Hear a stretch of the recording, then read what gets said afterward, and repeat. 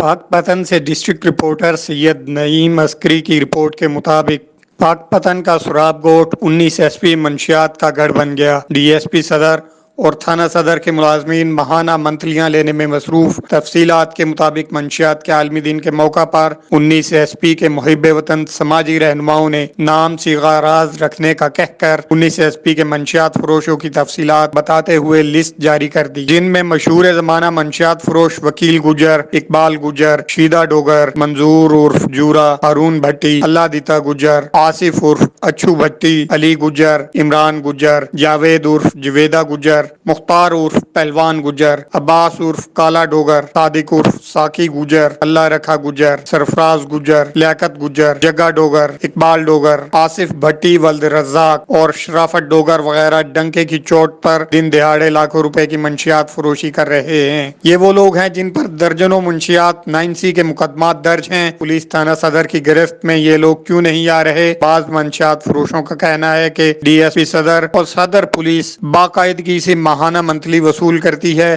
اس لیے ہمارا کوئی کچھ نہیں بگاڑ سکتا۔ 19 ایس پی اور اہلیان پاک پتن نے ڈی پی او پاک پتن صاحبزادہ بلال عمر سے اپیل کی ہے کہ اگر ضلع پاک پتن سے منشیات کا خاتمہ چاہتے ہیں تو سراب گوٹ 19 ایس پی کے منشیات فروشوں کو گرفتار کریں۔